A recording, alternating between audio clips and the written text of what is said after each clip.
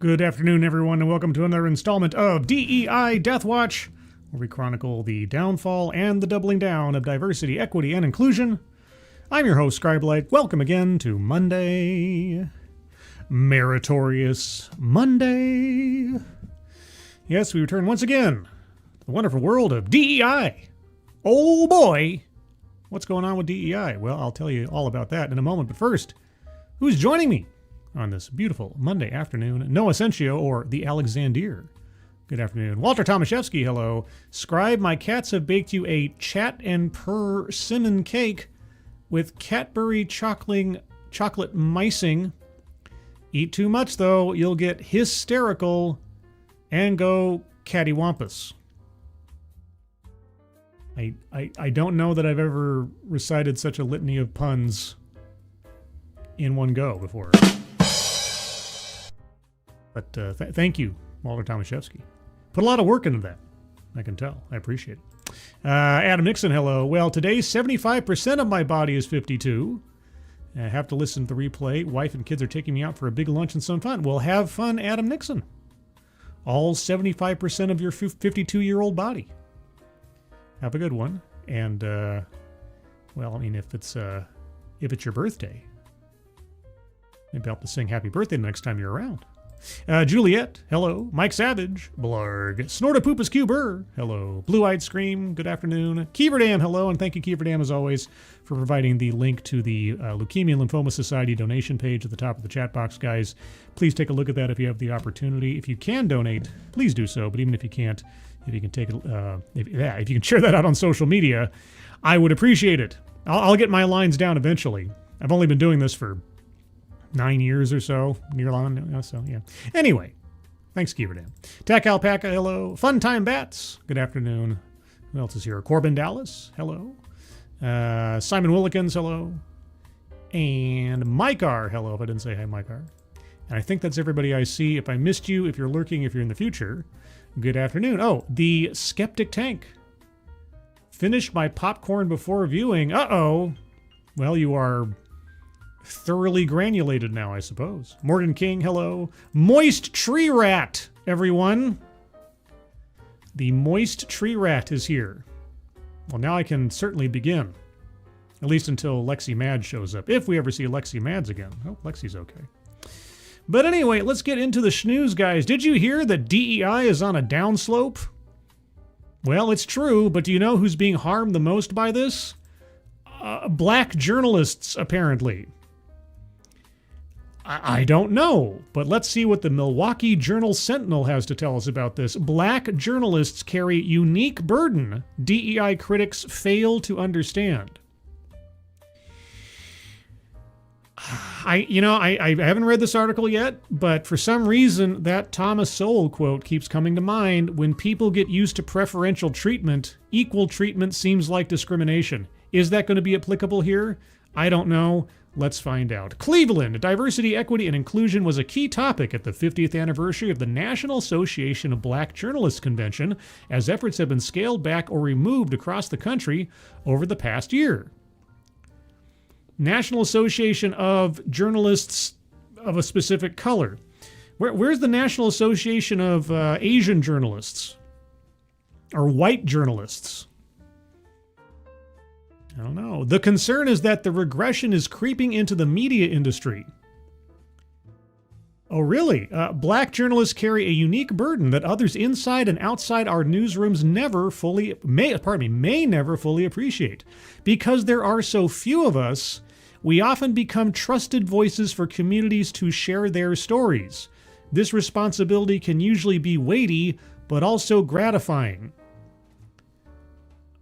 So you are burdened with having to be a journalist for a specific racial demographic? While some are quick to label me and others as DEI hires... Oh, who are you? Whoops. And then the article changed back. Who's this? James E. Causey. Okay, me and other journalists. It's important to remember that only 6% of U.S. journalists in news reporting roles are black, according to a 2022 Pew Research Center survey. This percentage is significantly lower than the black share of U.S. workers, 11%, and the overall adult population, 12%. 11%,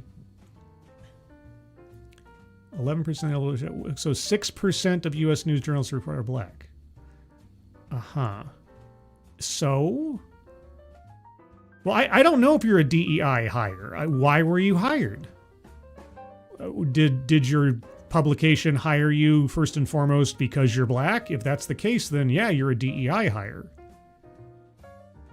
So what is this burden? We're the only ones that can speak for our racial demographic? And why is it important to you that the skin color of the people that you're working with is so prevalent, I guess? The Trump administration's push to eliminate DEI initiatives coincides with challenges in the media industry. Okay, again, this did not begin with Donald Trump. Go back to 2022, the summer, fall thereof. DEI was on a downswing years ago, before Trump was president again. But anyway, eliminate DEI initiatives coincides with challenges in the media industry, which faces declining revenue, viewership, and subscriptions. Yeah, why do you think that is? It's because they've been pushing inferior product for years and years and years because of DEI initiatives that have made talent verboten and visibility and representation the primary concern. You're putting the cart before the proverbial horse here. As companies cut staff to stay financially viable, outgoing NABJ President Ken Lemon warns that black journalists should not be the first to go, as their presence boosts newsroom credibility. Wait a second. Simply their presence boosts newsroom credibility. Credibility on what? Diverse newsrooms provide a wider array of perspectives, experiences, and cultural insights, which result in more nuanced and comprehensive coverage, Lemon said. Yes, because as we know, skin color determines perspective. Skin color determines experience, and skin color obviously determines culture. Black columnists, like me, writes the author, who write about racism and racist systems, you mean like DEI, the issues many in this country don't want to acknowledge. No, I acknowledge it completely. Every week on Mondays, I acknowledge the racist systems and racism in this country. It's called DEI, institutionalized systematic racism, that is only now kind of being dismantled. But anyway, also must endure bigoted emails and phone calls just for doing our jobs. Oh, bigoted emails and phone calls. Now, being a journalist, I would hope that you're using that word in the correct context. And if so, someone doesn't like you because of your opinions. Somebody doesn't like you because of your viewpoints. Well, welcome to the wonderful world of being in the wonderful world. Now, if someone is going against you because of your race, if they are belittling you, or if they are stereotyping you, or if they're putting you in some kind of column or pigeonhole because of your race, well, I might direct you to upwards in your own article where you said that race determines experience and perspectives and cultural insights. But anyway, newsrooms must reflect diverse communities we serve. Why? What does telling the truth, and I am being very idealistic when I say that about journalism in general, what does reporting on the news of the day have to do with the skin color of the individual doing it? I'm open to arguments. Go ahead. Critics argue DEI leads to reverse discrimination and creates division. Well, I am not one of those DEI critics. I don't think DEI leads to reverse discrimination. It just leads to discrimination, because there's no such thing as reverse discrimination. You're talking about discrimination against white people, which it does. It most decidedly does. But that, too, is just discrimination. Some contend that focusing on achieving quotas in newsrooms could detract from commitment to high-quality journalism and established journalistic standards. Well, if the quotas are, we have to have this percentile of this skin color in our newsroom, or we have to have this percentile of females or males, whichever, in our newsroom, and that's what you're hiring on the basis of first and foremost, then yes, merit and standards and high-quality journalism becomes, at best, a secondary consideration for hiring, doesn't it? And promotion. So, is it a priority or isn't it to be a good journalist first and then your physical characteristics are secondary? Well, they shouldn't even be part of it at all. But anyway, this is nonsense. DEI does not lower standards, and there is ample data to support this. Great. Where is it? No, really. Where is it? Okay, Mr. Journalist, who wants to be taken seriously as a journalist. You've made a very important assertion just then. This is nonsense. DEI does not lower standards, and there is ample data to support this. Okay, if I were writing this article, if I were writing an essay on this, and I said something like that, what would immediately follow a statement like that? Chat, can you tell me? Anybody in the chat, anybody in the classroom, tell me, what would you immediately follow a proposal or a statement like that with? While I wait for that, some hellos. Theater Wench Ginger, hello. Kirsten Scholes over on the X Machine, everybody. Yeah, if you see this over on the X Machine, retweet it out. Now, as Undoom pointed out the other night, simulcasting on X might not do much for my YouTube channel views, but hey, maybe people will, follow me on Twitter more. Sorry, X. Either way. Talonmage 40K. Who is this Scribelight guy? Well, let me tell you, Talonmage 40K. I'm this guy that's been on YouTube for nigh on 9 years now. Consistently, and doing stuff and things and stuff and things. That's my biography. Stuff and Things, the Scribelight story. Keely Chow, hello. Divine Petulance, good afternoon. Let's see. Yep, it's me. Yep, cite the facts to support the claim. Exactly. Corbin Dallas, an article, a study. I mean, heck, I'd prefer a series of studies. When he says there's ample data to support this, he can say, well, what about this study, hyperlink, and the study from College X, hyperlink, and also the study from blah, blah, blah, think tank, hyperlink. That'd be fine to me. But anyway, this is nonsense. DEI does not lower standards, and there's ample data to support this. Trust me, guys. However, this doesn't stop the emails I receive from readers suggesting that the only reason I have my job is because I'm black. To those who make this claim, I challenge you to switch places with me. I guarantee you wouldn't last a month in my shoes. I have no idea why you were hired for your job. And honestly, until you told me, I had no idea what your race was because I'm just reading the words on the screen.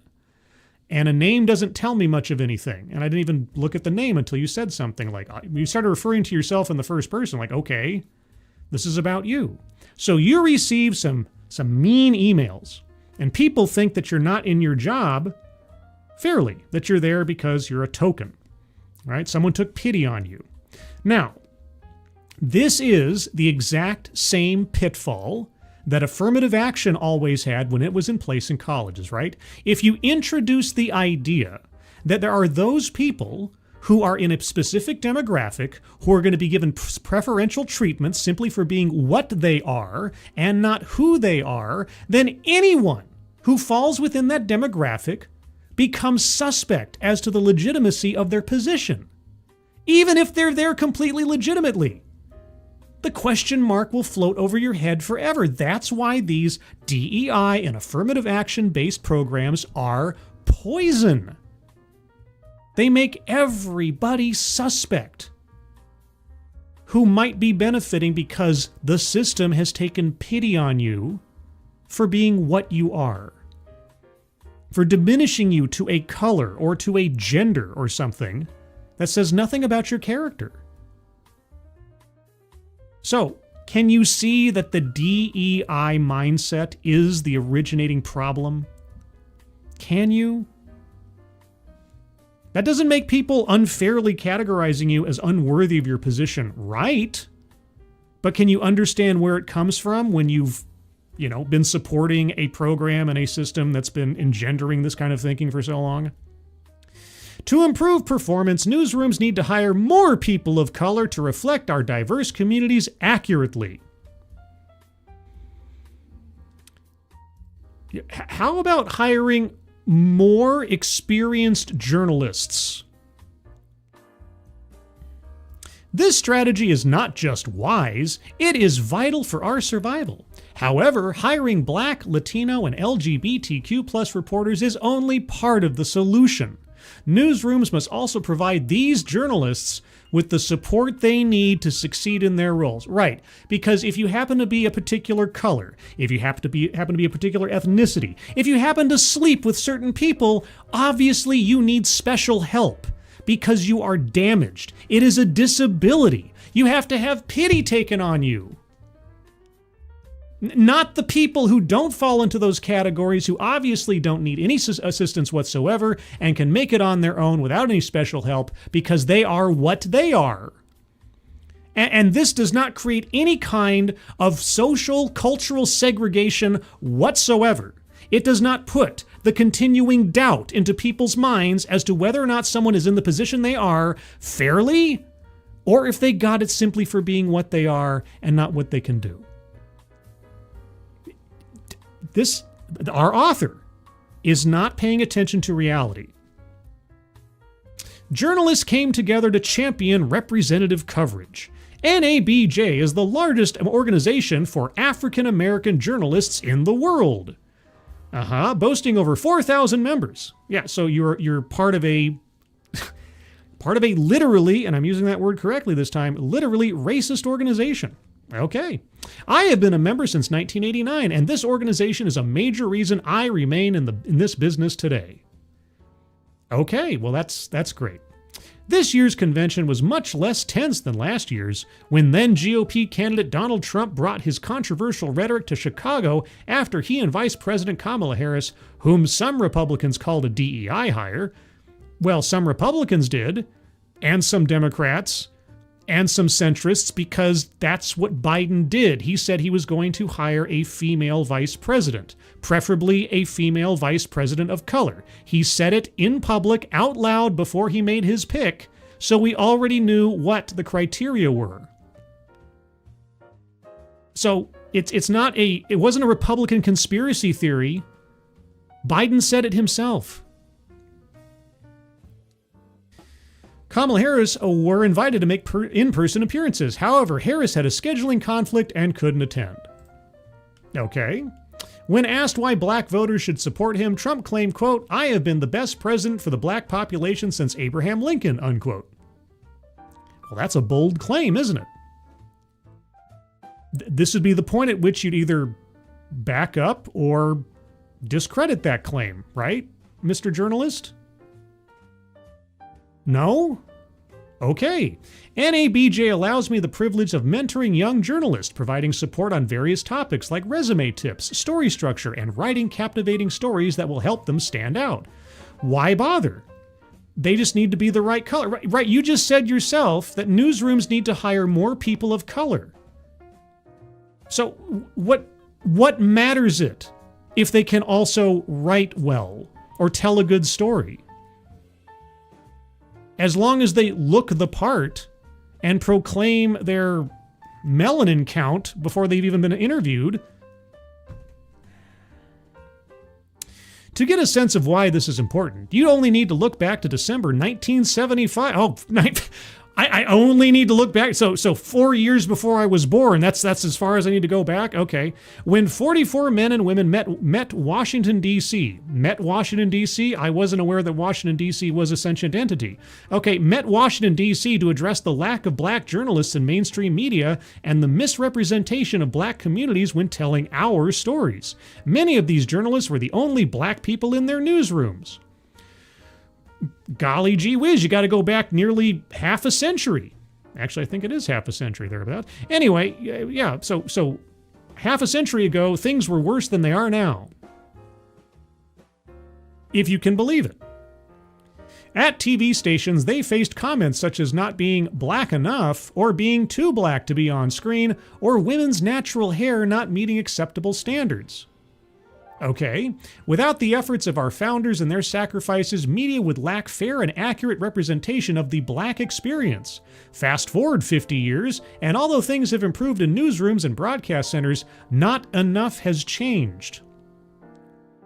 Not enough has changed. Okay, well, how would you solve for that problem? Oh, that's right, you hire more people based on their skin color. Let's see. One of the unique qualities of NABJ is how the organization recognizes its members. Well, obviously, they recognize their members first and foremost by their race. Oh, wait, you mean like awards and stuff? Okay.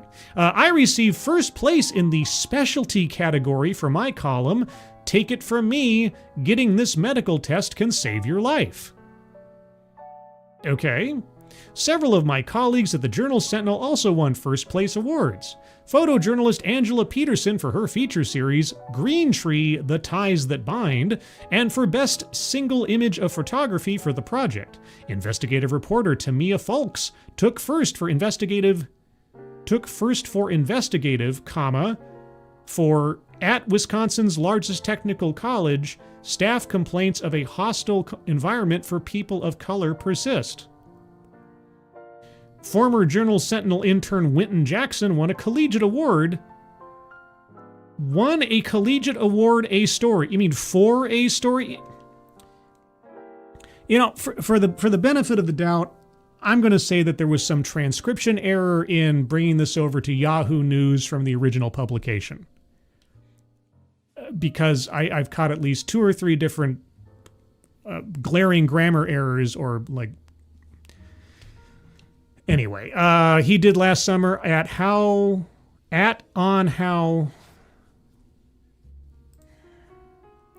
Let me try this again. Former Journal-Sentinel intern Wynton Jackson won a collegiate award, a story he did last summer on how Green Bay Packers players maintain their dreadlocks during the long NFL season.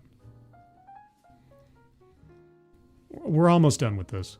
The quality of the journalism highlighted at the convention is the best evidence for embracing diversity. Yes, embracing diversity at an organization that only allows in people of a particular race. Never mind that. Something the winner of the Chuck Stone Lifetime Achievement Award, named in honor of the architect behind NABJ, embodies. Art Holliday, the retired news director at St. Louis's KSDK-TV, highlighted how we all stand on the shoulders of those who paved the way for us. However, he emphasized that as journalists, we pursue our work not for awards, but for the passion behind it. Sure. After Holliday graduated from the University of Missouri School of Journalism in 1977, he was hired for his first TV job in Oklahoma City as a weekend sportscaster. While he was in the station's lunchroom, a salesman he had never met or spoken to asked him, quote, "Do you think you were hired because you're black?" Quote, "That's how he sized me up, a token higher," Holliday asked. Well, he was asking you what you thought. But in 1977? Holliday told the black journalist to remember, quote, "Success is the best revenge against people who doubt you or disrespect you," unquote. I mean, if you assume they doubt you or disrespect you because of your skin color, then that's kind of a terrible way to live your life, but okay. Holliday, 71, said he has often fantasized about a redo of that conversation with that salesman. What would that conversation sound like today? It would begin with Holliday's long list of accomplishments, including 3 Hall of Fame inductions with 2 more pending, 2 Emmys, and numerous other awards. As the NABJ members began to applaud, Holliday stated, "And I'm still black." Some responded, "Yes, we are." Do you think you were hired because you're black? Which is obviously an offensive notion to have in your mind when talking to someone who's been hired on at your news organization, right? I mean, that is obviously just a racist way to function in a newsroom is to think that maybe people there were hired because they were black. Oh wait, to improve performance, newsrooms need to hire more people of color to reflect our diverse communities accurately. Our author has absolutely no idea what he's talking about. He is arguing both for and against his own interests, apparently, and doesn't realize it. But we see that a lot on DEI Deathwatch. Suzanne Ala Richard, good afternoon. Advocatus Diaboli, hello. Jill Powers, the River Daughter, hello. Yes, you shall watch it later. You'll be catching up to this at some point, and I'll be saying, hello, Jill Powers. From the future. Also, Peter's here. An ad for hearing aids? Sure. Or herring aids. Whatever works for you. You see, that's so frustrating as someone is right in there and they're saying the very things that they say are wrong, but then using them as virtues in a completely different paragraph. How dare you think that I was only hired because of my color? We need to hire more people because of their color. This is 2025, everybody. It still is. And it really feels like I've gone back in time because some of the argumentation I'm reading is straight out of 2016, straight out of 2017. It's just, But anyway, on the opposite end of the spectrum, at least rhetorically speaking, DEI as a dirty word. Companies are saying a lot less about diversity and equity in public filings. Uh-oh, guys. Well, public filings, sure. But what about what's going on behind the scenes? Good morning. Oh, well, good morning to you, author of this article. All right. The DEI as a dirty word trend continues. Well, it should. A new report from the Conference Board, I didn't know there was such a thing, shows a sharp decline in usage of the words diversity, racial, gender, or DEI in corporate filings of the largest U.S. public companies. I wonder why. More than a third of S&P 100 companies have stopped using the term equity altogether. Well, great. What has the actual mechanisms of their internal programs been doing, though? Let's just keep that in mind. And the use of DEI declined 68% from 2024 to 2025 in the major filings of S&P 500 companies, according to the report. The study was based on an analysis of public companies' 2025 Form 10-Ks, the legally required annual reports that provide a summary of a company's financial performance and business operations. It's not surprising at a time when many large companies have announced rollbacks of their DEI programs in response to President Donald Trump's recent executive orders. It's true, there have been a far greater number of rollbacks since Trump made his orders. That was not when the rollback started. I'm going to keep saying this. 2022. The latter half of 2022 and onward. I'm just saying. I've heard from many C-suite executives who've wondered whether keeping these initiatives, many enacted in response to the murder of George Floyd and the nationwide racial reckoning that followed in 2020, open them up to heightened legal risk. Well, DEI has been an open door to heightened legal risk the entire time. And the racial reckoning was one of the most manufactured AstroTurf things I've seen since perhaps everything around the lockdown. I still wonder, what does the death of George Floyd have to do with hiring programs at Citigroup? I still don't know. Even if some companies are continuing their diversity and equity efforts, they're less likely to trumpet them on their 10K form, said Annie Huang, Senior Executive Vice President of the HR Policy Association, a nonprofit public policy organization. Quote, if in the current environment it's something that could actually wind up harming the company or putting a target on their back or triggering political consequences that are not in line with what the actual goal is, they just won't use that disclosure, she explained. Yes, DEI is going underground. This is why we need constant vigilance and actual consequence for violation. Reports of workforce demographic data, which many U.S. public companies have voluntarily disclosed in recent years, have also fallen. It's true. I've been looking for some like recent diversity reports from certain major companies, and they've either canceled them completely, or they are so absent of any real detail that they're practically just fluff pieces. So you have to go back like a year, 2 or 3 years to find what they were really doing. And some companies, not all, but some have started scrubbing their websites and their archives of those things. I'm trying to collect quite a few from some of the major companies for reference's sake in the future. I've shown some of those on here before. The share of companies disclosing data on women in management dropped by 16%, and those reporting the overall share of women in their workforce fell by 14%. Because that might indicate hiring quotas, maybe? Or discriminatory hiring practices. Board diversity disclosure fared similarly. Companies choosing to disclose the gender of individual board directors declined by 22%, while those disclosing the race or ethnicity of individual board directors declined by 20%, according to the report.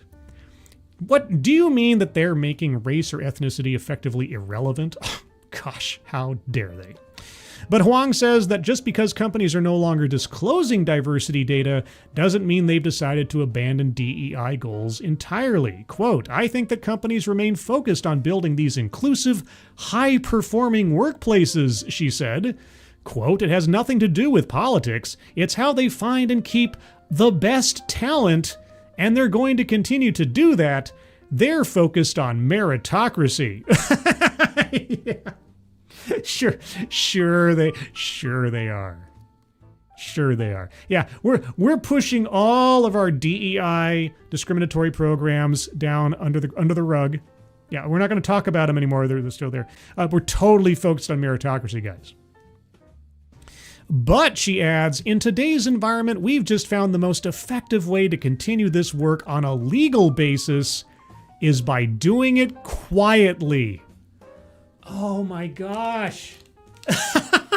This is just like what we saw last week with the Nashville airport and the commissioner there, who is like, oh yeah, we've ended these programs, but just because, we're not talking about the work anymore doesn't mean it doesn't still go on.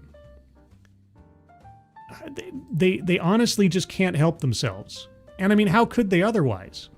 They want to assure everybody, no, really, guys, we're still the virtuous company we were before. We just can't talk about it. So in order to avoid legal consequences, we're just going to conceal our efforts. As long as we can obfuscate what we're doing, hopefully we'll avoid the lawyers. Okay, so Miss Huang at the HR organization or whatever, so this is going to be the party line going forward. We heard it from the Nashville airport commissioner, and now we're hearing it from an HR expert. This is it. We already knew it, but this is how it is now. We're just not going to talk about it. DEI Fight Club. Maybe I should just start a whole new series or just rename this series to DEI Fight Club. Might as well. What do you guys think? Abdicaz Diabli, they consider skin color a meritorious thing, so technically it is merit-based. Well, that's true. I suppose that's true. It does. Obviously, as we've been told, skin color does impart upon you a very unique perspective and unique experiences and a unique something or other. Magically. The magical mystic chords of melanin do that. Moist tree rat. And it can't happen soon enough. Oh, let the lawsuits fly. Well, yeah, there are some organizations doing it. I want to see more coming from the Department of Justice onto private companies. Apparently that's more complicated than it should be. But where things are apparently finally hitting, if I can get this, hold on a second here, I gotta get this thing refresh this page here. Is that going to work now? I hope this works. Let's move on to what apparently the Justice Department is doing. Maybe.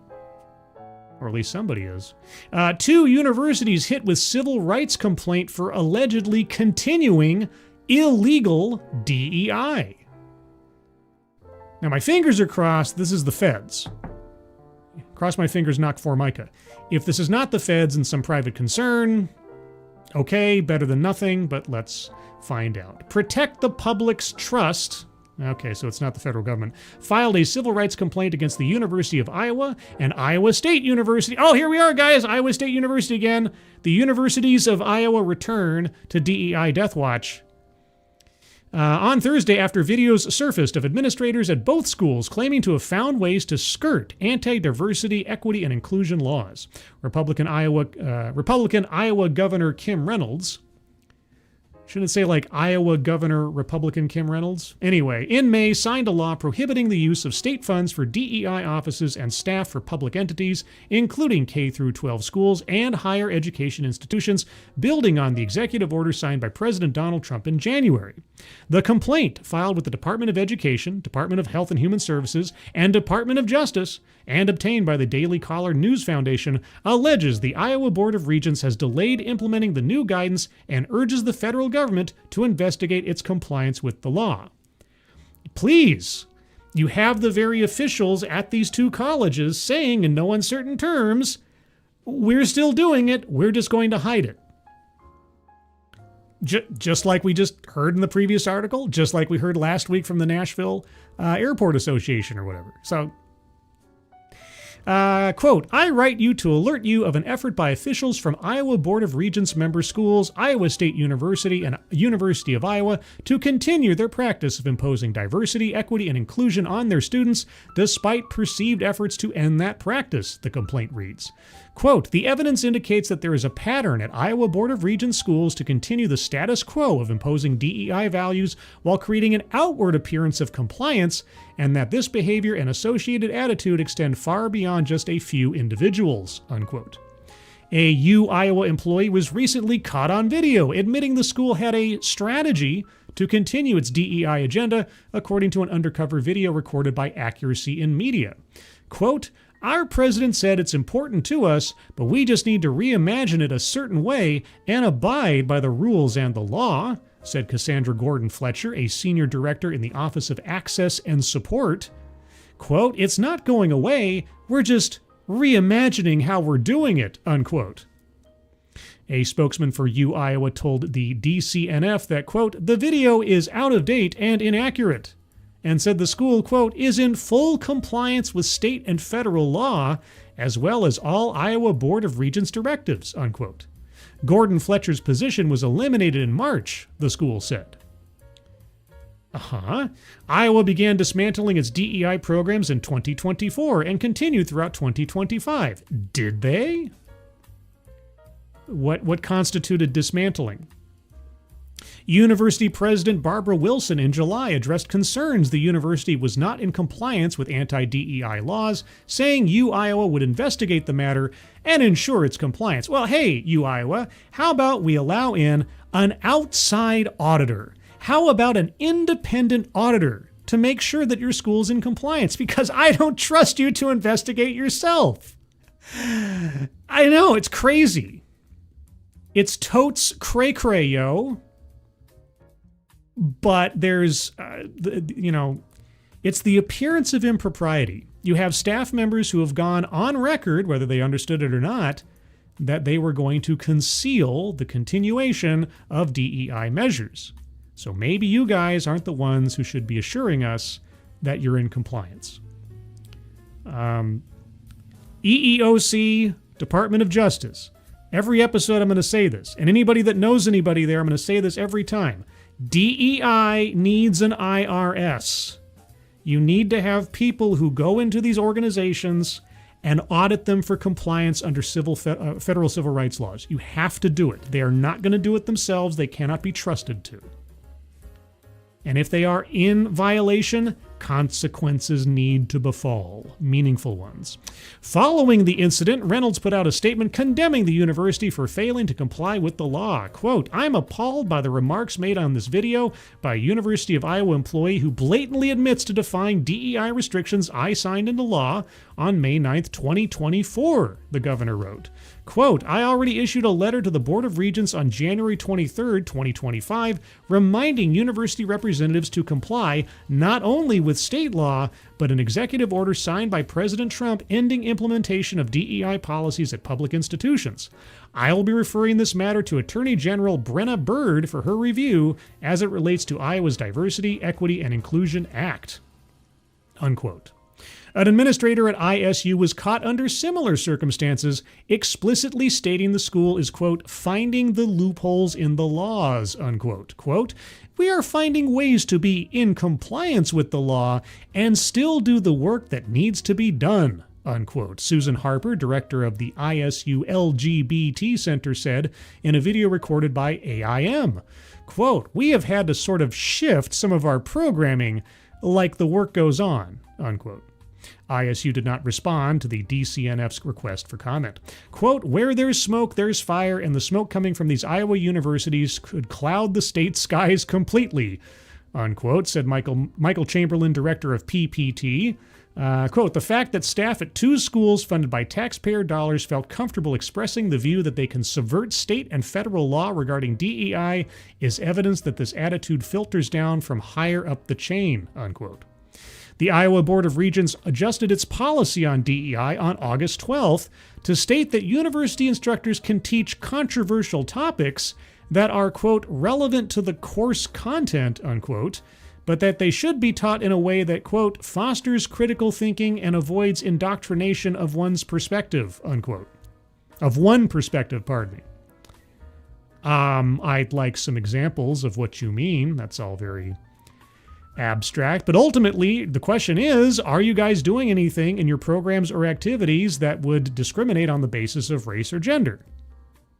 Yes or no? Trump's January executive order sought to end DEI practices and race-based programs and decisions, saying that, quote, "they undermine our national unity as they deny, discredit, and undermine the traditional American values of hard work, excellence, and individual achievement in favor of an unlawful, corrosive, and pernicious identity-based spoils system," unquote. Since then, several universities, businesses, and accrediting bodies have bent the knee to establish civil rights laws from 1964. Oh gosh, what a burden. Have bent the knee and demolished DEI offices, rewritten policies, and adjusted goals. However, several administrators and consultants for other universities have been caught discussing ways to sidestep the president's orders on private email chains. Many major universities, such as Harvard and the University of California, Los Angeles, have also been accused of harboring illegal DEI tactics and continuing to use racial preferences. If you can believe it. Especially in California, where, again, they've had affirmative action outlawed since 1996. And they were still doing everything they possibly could to subvert the law and still have something like racial quotas. Quote, "Not only do these incidents constitute possible violations of Titles 6 and 9, they are a slap in the face to students who work hard to achieve and excel," Chamberlain continued. Quote, "The federal government should investigate these incidents and take action to prevent similar behavior at other institutions." I agree wholeheartedly. Now, pull the federal funding from the Iowa state colleges entirely. Yank it. Terminate it. Goodbye. It's gone. No ifs, ands, or buts. Goodbye.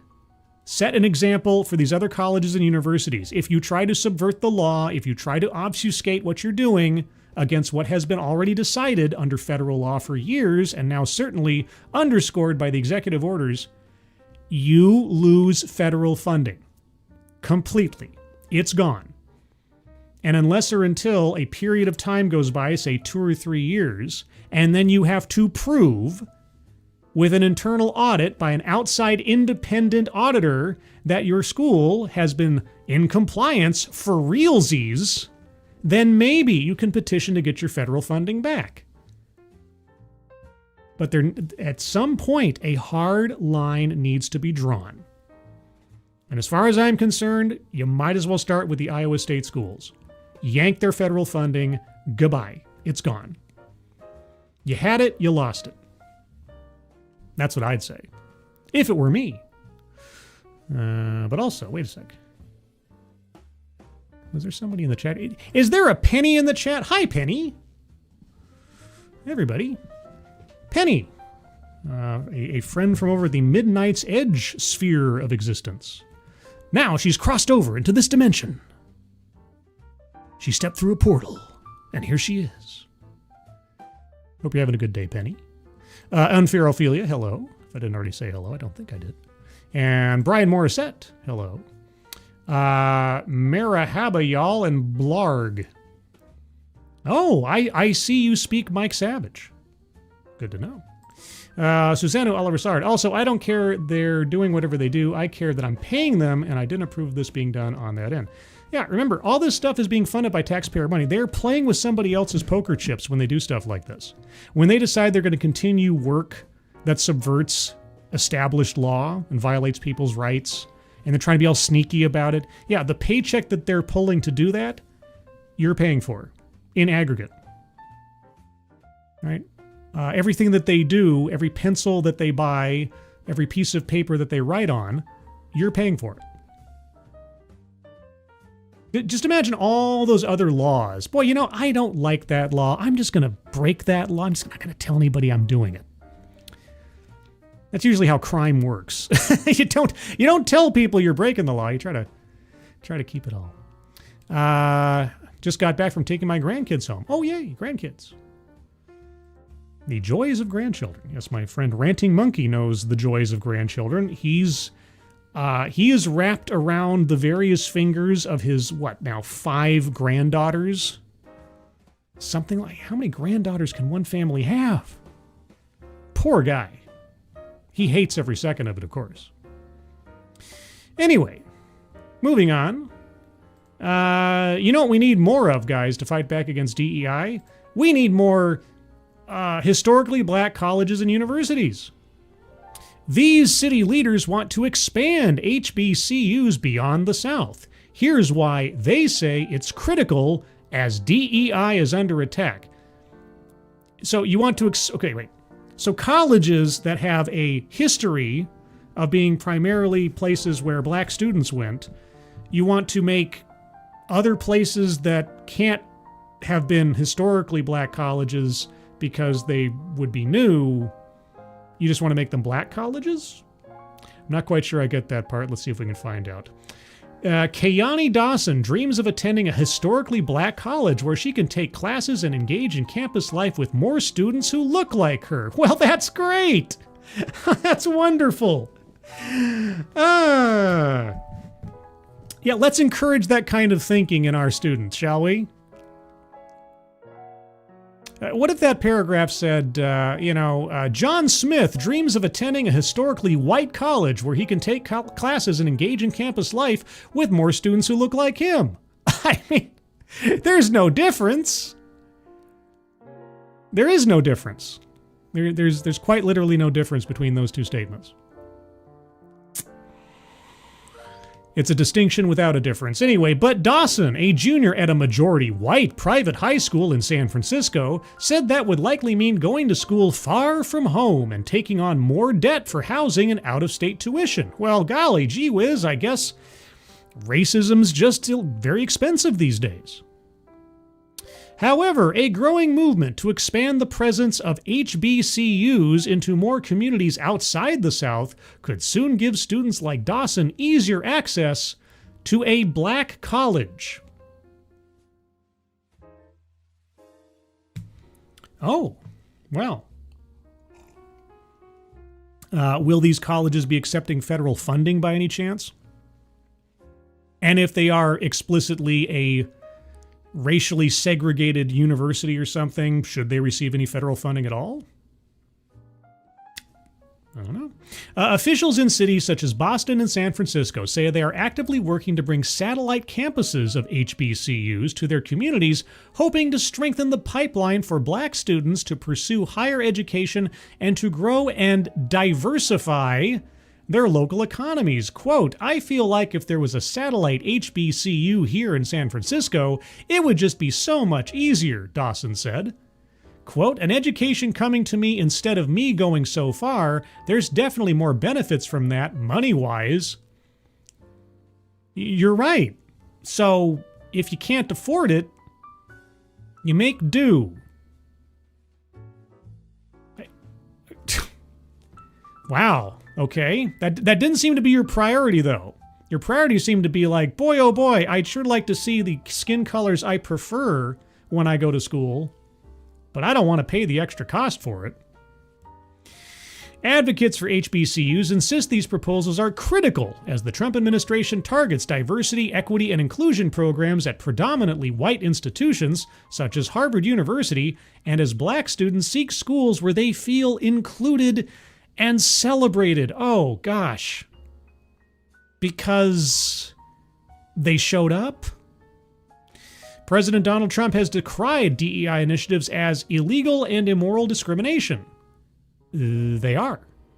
Earlier this year, the Trump administration proposed a 2026 fiscal year budget that would cut $64 million in funding for Howard University, the nation's only federally chartered HBCU. Well, I think Howard University should have all of its federal funding cut. If they're playing up the fact that one race is more important than any other race on campus, I'd say that violates Title VI. The National Institutes of Health also canceled a $16.3 million grant for Florida A&M University's pharmacy school as part of Trump's effort to end DEI programs. Oh, why? What was their reasoning? Was there any discrimination taking place in the course of the expenditure of that grant? Shall we remind ourselves what Title VI says one more time? Okay, it prohibits discrimination on the basis of race, color, and national origin in programs and activities receiving federal financial assistance. So, was anything attached to that grant discriminating on the basis of race or ethnicity? Going back to our journalist before, when you say something like that, you'd follow up with a, why did the Trump administration say they were doing that? Moving on, U.S. District Judge Stephanie Gallagher on Thursday struck down 2 administration actions that threatened to cut federal funding from educational institutions with DEI programs, ruling the Education Department violated the law, according to the Associated Press. Yeah, I think we've got a story on that specifically in a moment here. Despite his administration's attacks on DEI, Trump signed an executive order in April supporting HBCUs. Bit schizophrenic, in my opinion. But let's see what it says. Quote, "This order will continue the work begun during my first administration to to elevate the value and impact of our nation's HBCUs as beacons of educational excellence and economic opportunity that serve as some of the best cultivators of tomorrow's leaders in business, government, academia, and the military," it read. This is getting to be a bit of a contradiction. This is meeting the line of like, okay, are we actually going to follow along with what the law says, or are we still going to allow for these exceptions because it's fashionable and we don't want to be called racists or something? HBCUs were first established in the mid to late 1800s when legal segregation in the South prevented black students from enrolling in existing colleges and schools in the North, imposed quotas on the number of black students who could attend. During this period, HBCUs became the primary means of providing a college education to black people. Today, the majority of HBCUs are located in the South. And they have become irrelevant. By that metric, they are, and have been for some time now, completely irrelevant. In the stated function, at least. So, why do we persist? Keith Lezama, CEO and founder of Building Bridges Education, Bridge, a nonprofit dedicated to providing New England students with access and pathways to HBCUs. How about with access and pathways to just CUs? Just college and university. Why does it have? Why do we need to have the racial component at all? Said he supports the expansion of black colleges. Okay, so do we or do we not tolerate educational segregation in this country? What was the point of all those laws ending segregation in schools? He said many black families in communities without HBCUs are not aware of their impact.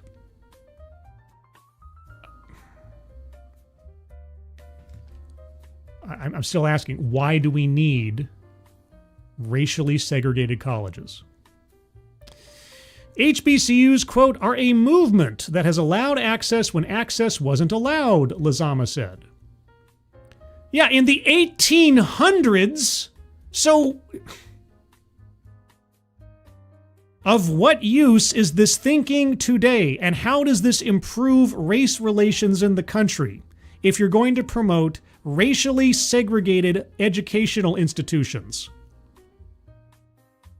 Quote, a movement that instills a sense of pride, resilience, that produces amazing leaders in our communities and across the world. Well, could you open up those possibilities to everyone and not just your preferred skin color? To know many of these institutions do this without the same resources as predominantly white colleges is something that can be seen as a national model of what excellence looks like in education.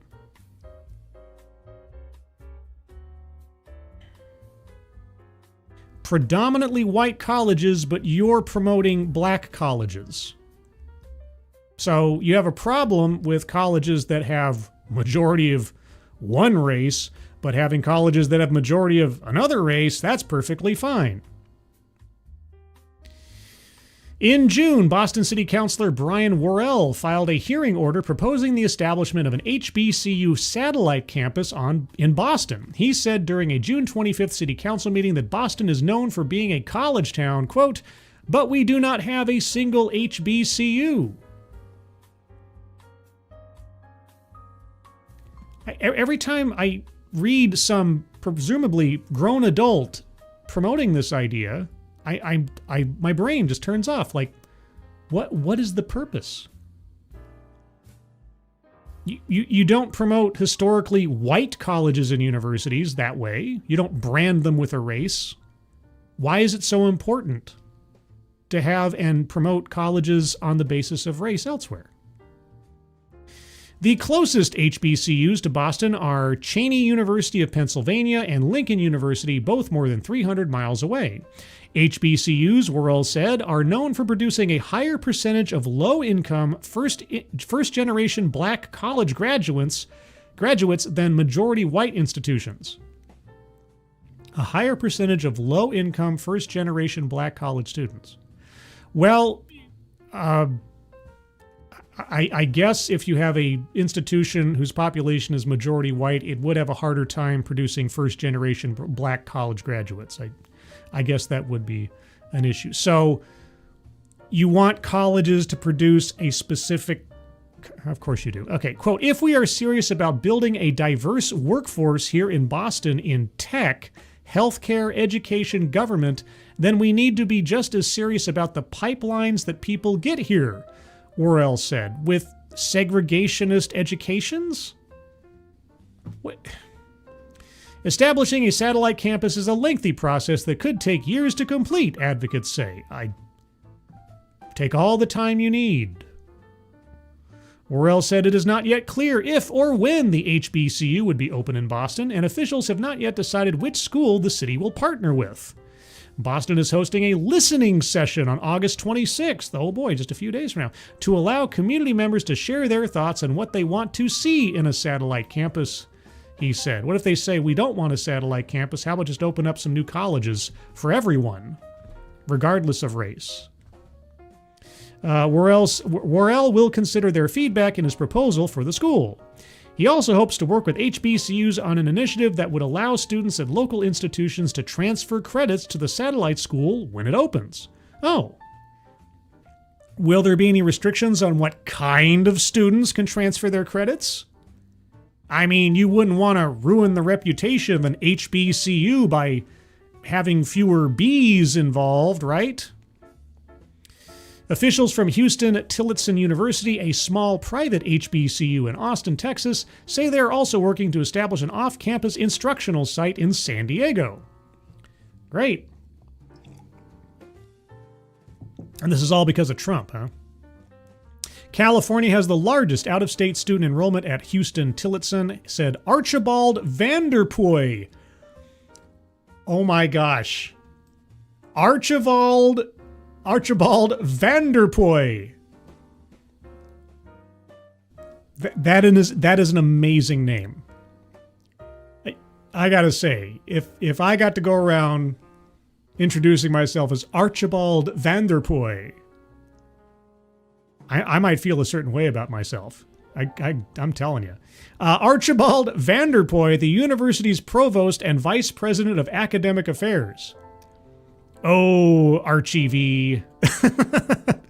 The school is located about 1,300 miles from San Diego. Quote, our partners are looking at ways to increase access to and completion of college degrees among underrepresented minority students by providing them with meaningful HBCU experiences. Beverly Downing, Associate Provost at Houston Tillotson University, said in a statement. Underrepresented minority students by providing them with a meaningful HBCU. What is a HBCU experience exactly? I mean, if someone could quantify that for me, as opposed to your standard college university experience. What is so special about an HBCU experience? I think I know, but I'd love to hear it. Downing said there is a growing interest among students and families in expanding the school to California. Quote, we started getting a lot of calls and getting requests for a presence there so that the students would have a choice of whether to come out to Texas or to take courses in California, Downing said. Boy, a racially segregated school, California being excited about such a thing, I'm shocked. The university plans to launch the off-campus instructional site in San Diego. The off-campus isn't that just a school at that point? With a business administration program in spring 2026, Downing said. Plans for the San Diego location are underway, and the school is required to obtain numerous approvals, including for the off-campus instructional site plan and accreditation, Downing said. In San Francisco, officials are also in active discussions about bringing an HBCU satellite campus to the city, Charles Lutvak, spokesperson for Mayor Daniel Lurie, said.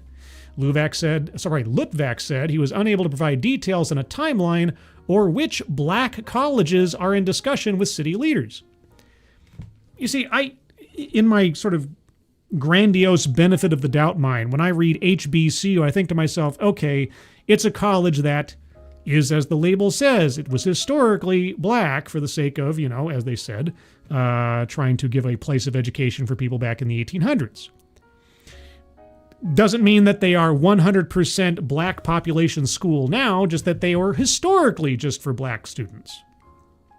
Well, now that gray area that allows me to believe that it's not just about segregation kind of disappears when they say, in no uncertain terms, these are black colleges. So maybe it was just my idealism that was operating earlier. The conversations follow the city's launch of the Black to San Francisco initiative last year, which seeks to, quote, create a satellite campus partnership with several HBCUs, including a physical location in San Francisco and a full suite of academic and professional programming, unquote. Former Mayor London Breed, amazing name, said last year that an HBCU campus in San Francisco would, quote, boost our downtown and our economy while bringing new minds and ideas to grow within our world-renowned culture of innovation, unquote. Yes, San Francisco, culture of innovation, poop lining the streets. Mixed reaction to expansion plans. Oh boy, and what is the mixed reaction? Harry Williams, president and CEO of the Thurgood Marshall College Fund, said developing satellite locations for HBCUs across the country will help increase the number of black Americans in the middle class. I mean, it could, if you're making sure that only black people can attend these colleges, which, again, I think, and I'm not a lawyer, but would kind of play games with Title VI. But anyway, HBCUs produce 70% of black doctors and dentists, 50% of black engineers, and 35% of black attorneys, according to the United Negro College Fund. Williams said HBCUs will receive retention and graduation rates among Williams said HBCUs have higher retention and graduation rates. Graduation. My brain is melting now. I've read too much. Rates among black students. Black students can also experience a sense of belonging and culture at HBCUs that they may not find at predominantly white institutions where DEI and affirmative action are under attack, Williams said. So, once again, associating the attack on DEI as an attack on anybody who isn't white. Quote, being in a place where you are wanted, that's the key, he said. Quote, these institutions were created for African Americans, unquote.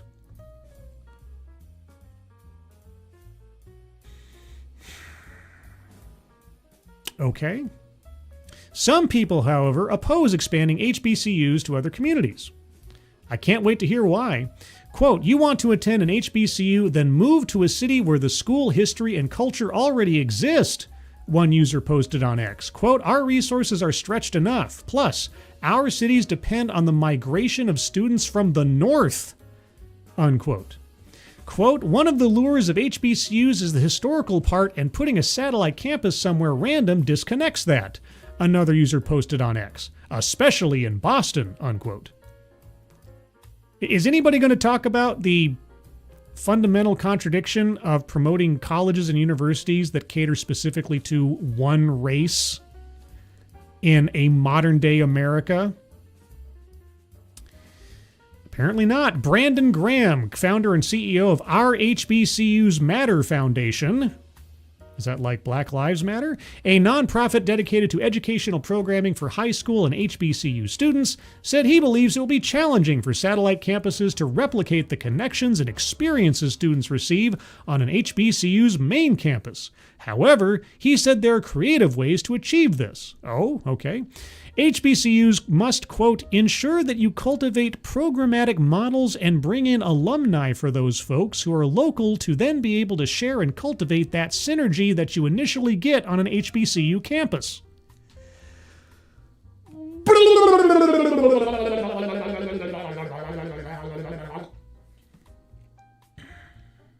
Said Graham, a graduate of both Clark at Atlanta University and Tennessee State University. What the hell did I just read?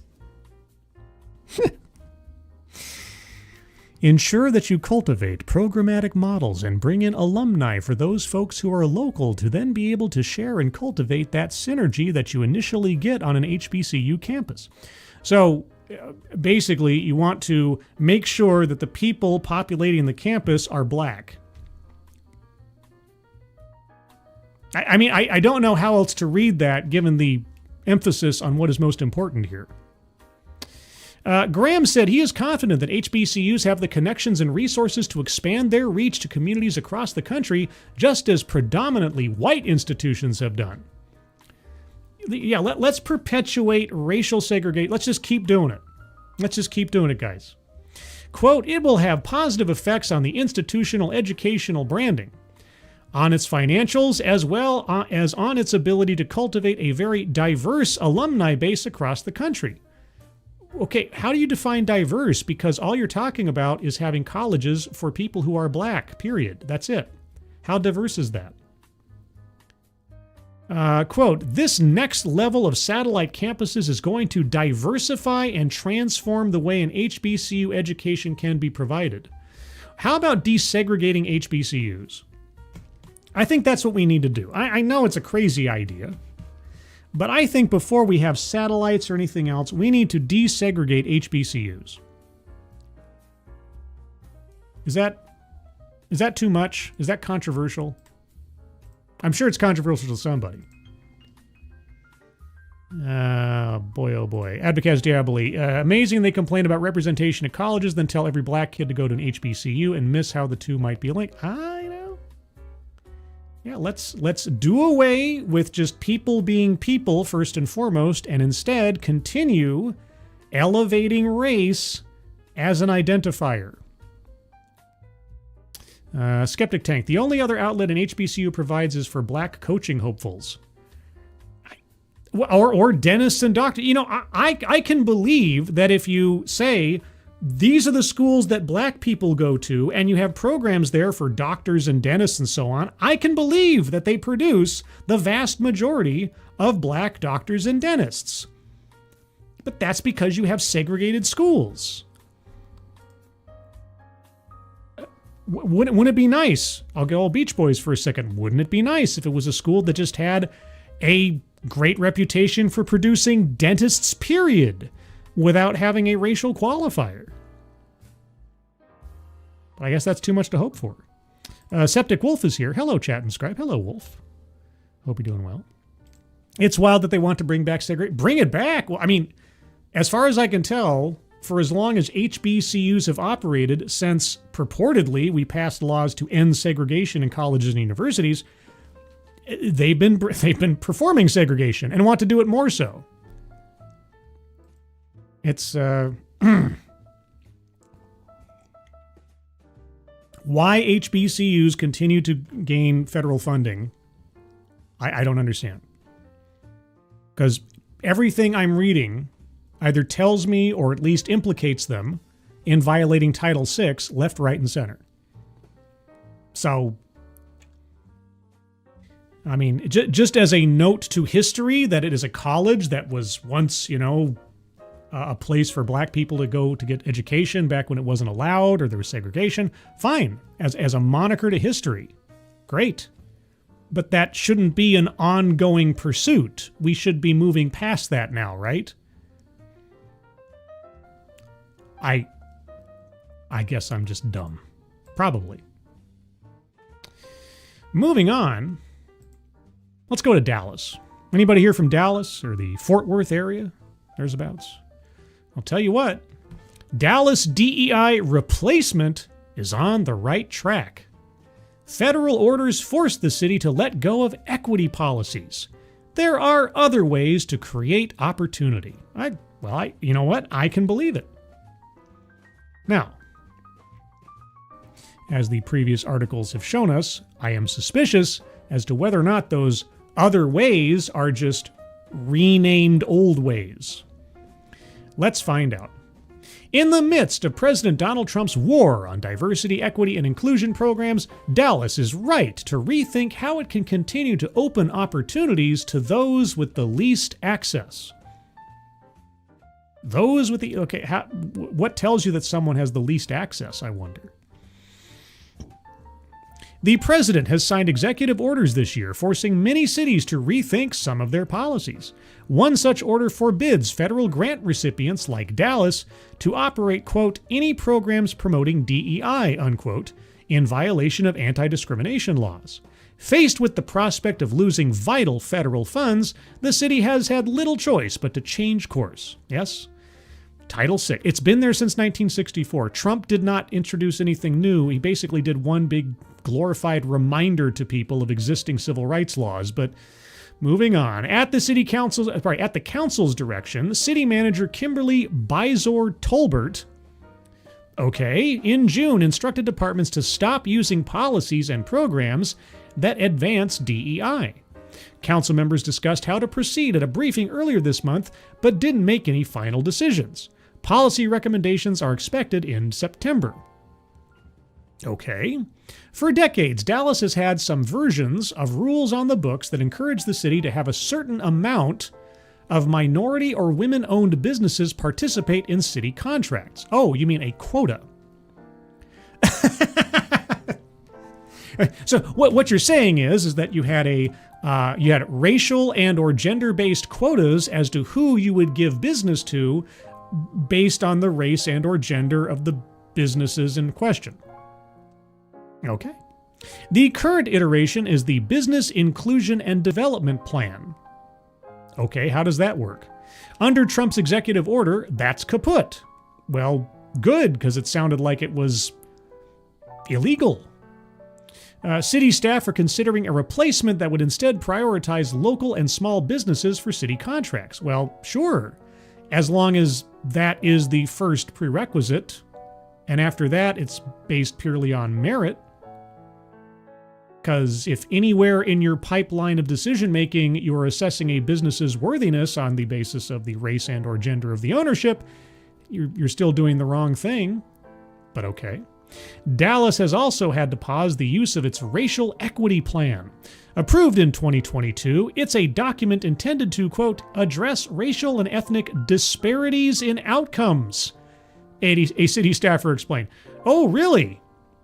how do you address a disparity in outcomes?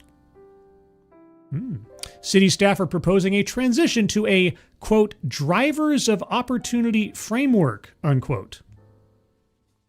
What does that mean?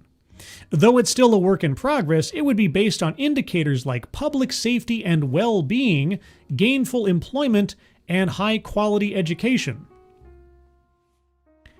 I don't even understand what any of that means without an active example. How did the previous program work, and how does this one work? The city's plan to reform these programs and others strike us as the right approach. Okay, DEI is likely to continue facing constitutional challenges, but the goal underpinning it is worthy and shouldn't be lost. No, the goal underpinning it is racism, discrimination, and equality of outcome. Those should be lost. That was the whole point of the civil rights movement. And if it's facing constitutional challenges, don't you think that maybe you should rethink what the underpinning goals are? We have just one note of caution for city leaders. Apparently this is like a letter to the editor kind of thing. The DEI programs intended to make sure contracts would involve minority and women-owned businesses have not always worked out. Have the contracts not gone to minority and women-owned businesses? The intention is to lift up those with the least opportunity, to give the little guy a fighting chance in the feeding frenzy to get a piece of the city contracting pie. No, it was to give people money on the basis of their gender or their race. But contrary to that goal, many of the same people and companies have benefited from the program over the years, winning contracts over and over again. Well, who runs those companies, or what is their record of output and the quality thereof?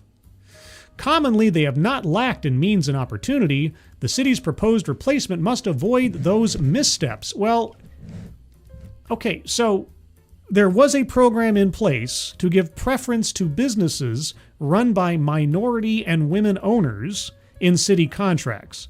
But those contracts ended up going to the same places, which you don't tell us who they are or who runs them. So now you want a program that was specifically targeted towards discrimination in contracts to be successfully discriminatory in contracts going forward.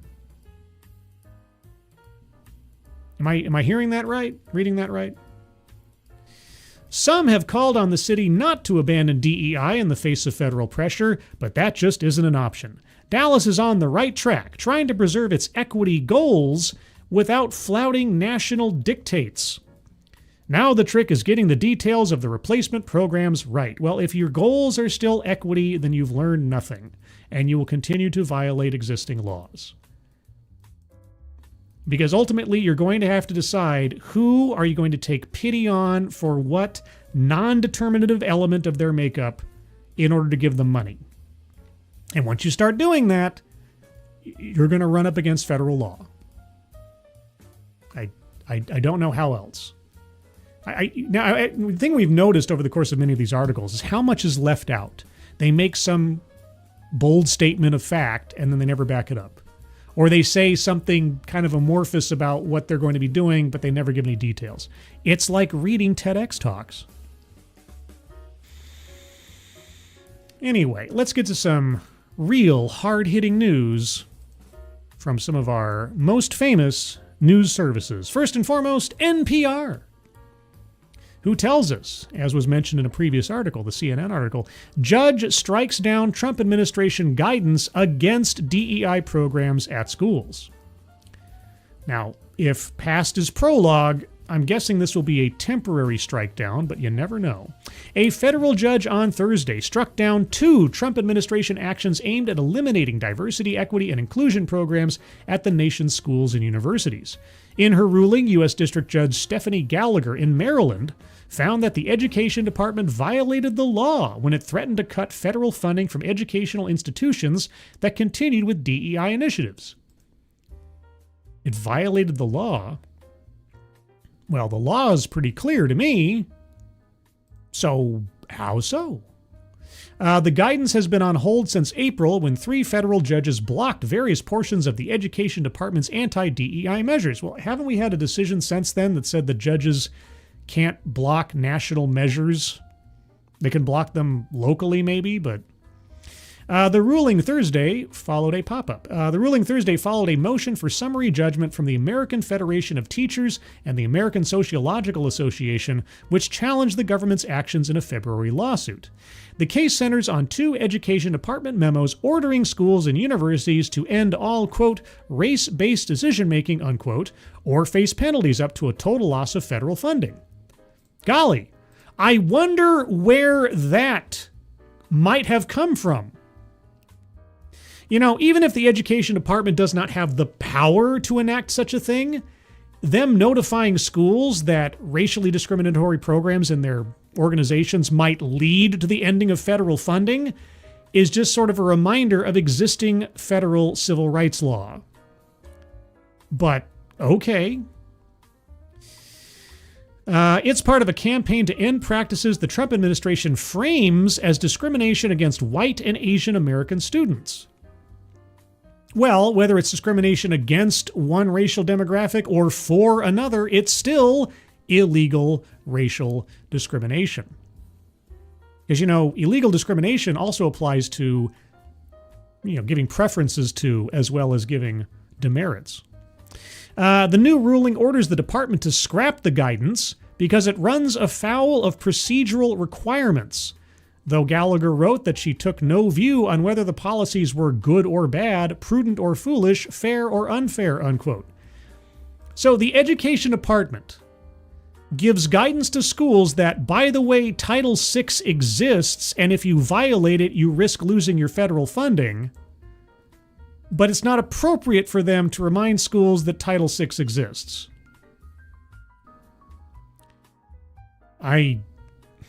I'm baffled. Gallagher, who was appointed by President Donald Trump, rejected the government's argument that the memo simply served to remind schools that discrimination is illegal. Well, what action... Okay, and I'm asking this sincerely because I don't know the ins and outs of this. What actual action did the Department of Education take aside from sending out letters warning schools about the dangers of violating civil rights? Quote, it initiated a sea change in how the Department of Education regulates educational practices and classroom conduct, causing millions of educators to reasonably fear that their lawful, even beneficial speech might cause them or their schools to be punished, Gallagher wrote. Speech? What?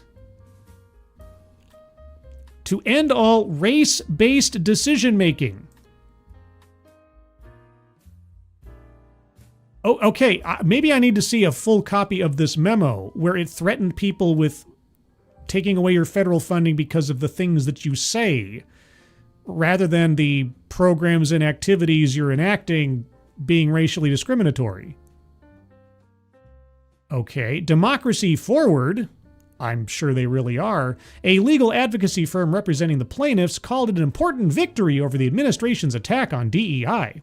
Quote, threatening teachers and sowing chaos in schools throughout America is part of the administration's war on education, and today the people won, said Skye Perryman, the group's president and CEO. Unless you've decided to somehow defeat Title VI, sure. A statement from the Education Department on Thursday said it was disappointed in the ruling, but that, quote, judicial action enjoining or setting aside this guidance has not stopped our ability to enforce Title VI protections for students at an unprecedented level, unquote. Yeah. You know what? I'll stipulate maybe the letter from the Education Department did violate some kind of procedural statute or whatever. That doesn't mean that if you are a school practicing programs or activities that are racially discriminatory, that you are somehow safe from consequence. Granted that those laws are actually enforced. The conflict started with a February 14th memo declaring that any consideration of race in admissions, financial aid, hiring, or other aspects of academic and student life would be considered a violation of federal civil rights law. That is literally the case. It is in the law. It has been there since 1964. Why is that a conflict? Why is that controversial? The memo dramatically expanded the government's interpretation of a 2023 Supreme Court decision barring colleges from considering race in admissions decisions. No, it added on to existing civil rights. It's right there. It has been there since 1964. Okay, the existence of affirmative action up to this point has been something that is a grand mistake that should have ended back in the 80s, maybe. All the affirmative action decision did was affirm what the Civil Rights Act of 1964 already said.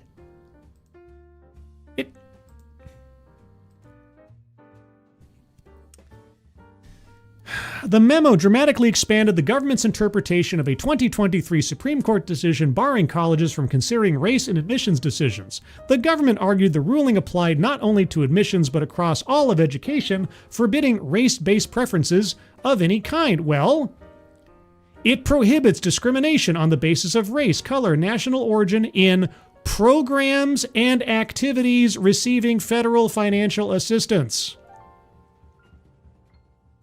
So if you are an institution, an educational institution that accepts any kind of federal funding, any kind of taxpayer money, in the fungible nature of money, you're accepting federal financial assistance. And if any of your programs or activities, like, say, your admissions, financial aid, hiring, or other aspects of academic and student life, if any of those things use race as a consideration, then you're in violation of the law. It's not a reinterpretation. It's not an expansion. It's just part of the law. Quote, educational institutions have toxically indoctrinated students with the false premise that the United States is built upon systemic and structural racism and advanced discriminatory policies and practices, wrote Craig Traynor, the acting assistant secretary of the Department's Office for Civil Rights. In a further memo in April asked state education agencies to certify that they were not using, quote, illegal DEI practices, unquote. Violators risk losing federal money and being prosecuted under the False Claims Act, it said. In total, the guidance amounted to a full-scale reframing of the government's approach to civil rights in education. Yeah, a reframing as in we're actually going to enforce violations of Title VI for once. It took aim at policies that were created to address long-standing racial disparities, saying those practices were their own form of discrimination. Yes, if you're going to try to artificially change the percentages by preferencing or vilifying people on the basis of their race, yes. When it comes to racism, you don't fight fire with fire and call yourself a hero. The memos drew a wave of backlash from state and education groups that call it illegal government censorship. Right. In its lawsuit, the American Federation of Teachers said the government was imposing, quote, unclear and highly subjective limits on schools across the country. Unclear and highly subjective. Well, you might want to talk to the Civil Rights Act of 1964. It's pretty simple. It said teachers and professors had to, quote, choose between chilling their constitutionally protected speech and association or risk losing federal funds and being subject to prosecution. Where is the freedom of speech element in this? Where is the freedom of speech element? I must have missed that part. I haven't, in this entire article, which again is from NPR, not exactly a right-leaning publication. Where is the threat to the speech of teachers and faculty. They were talking about admissions, financial aid, hiring, or other aspects of academic and student life. Okay, maybe it's the other aspects of academic and student life that's too ambiguous, but still, at the end of the day, it's not the education department that sets civil rights laws. It's the civil rights laws that set civil rights laws. And they're already there. They've been there. And a memo from the education department does not constitute new law anyway. So sure, if they were out of line by issuing a memo that seemed to promote some kind of edict, fine. But that does not indemnify them from examination under civil rights law and Title VI compliance. So, I get caught up in these things. Can you believe it? Peter, if you have the right to look, you can start a business and instantly get fat city contracts. That's progress. If you have the right look, yes, exactly. Yeah, and that's been the problem with a lot of these city and government-based programs where they set aside specific amounts of money or a percentage of things for businesses that are run by the right-looking kind of people first and foremost.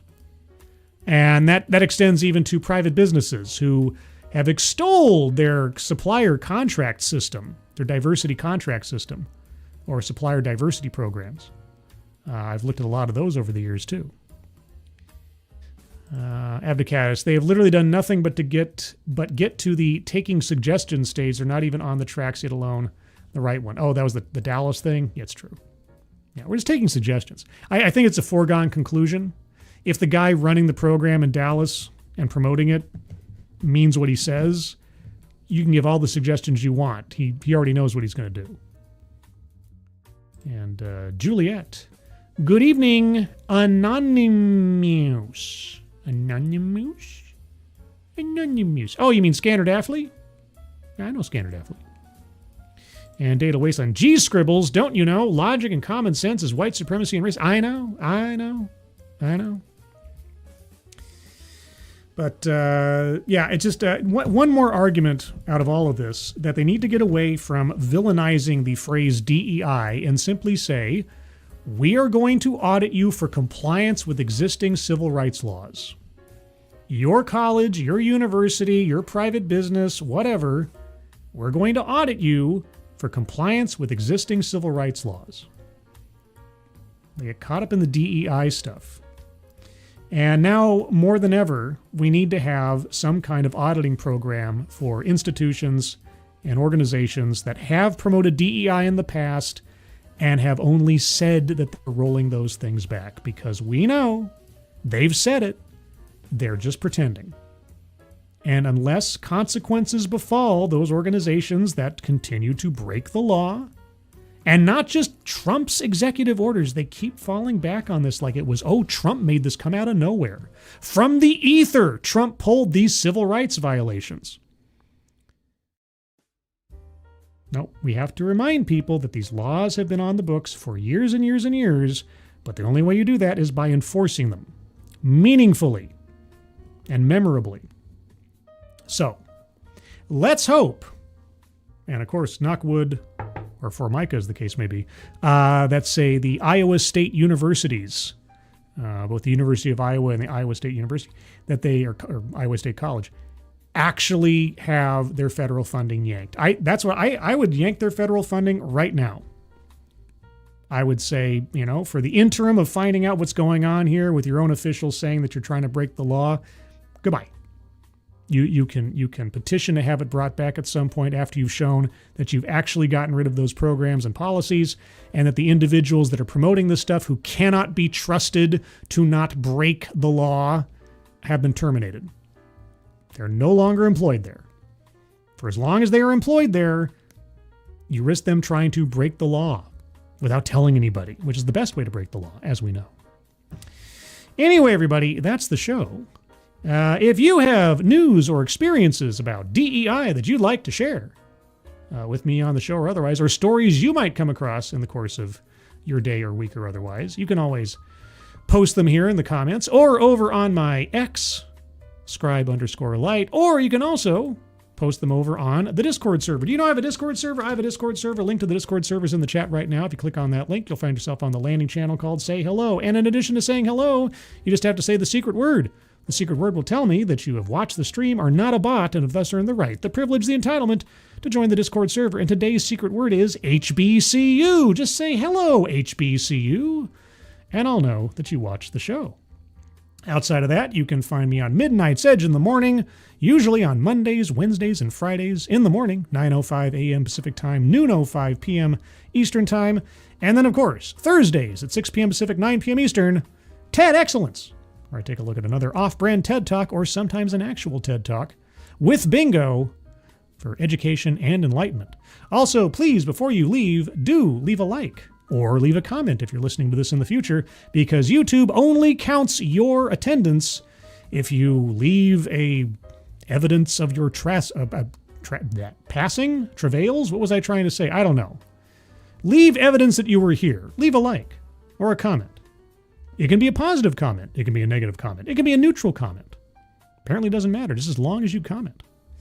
And beyond that, I think that's it. So everybody, please have a good rest of your Monday. Moderators, thank you for keeping an eye on things, even though everyone here is so well behaved, you have very little to do. Everybody who donated either to myself or to the link at the top of the chat box to the Leukemia Lymphoma Society, thank you guys so much for your generosity. Very much appreciate it. Beyond that, everyone, have a good rest of your Monday and week ahead of you. I hope you're all safe and well. If you're not well, please get well soon, and I'll see you on the next one. Take care. Bye-bye.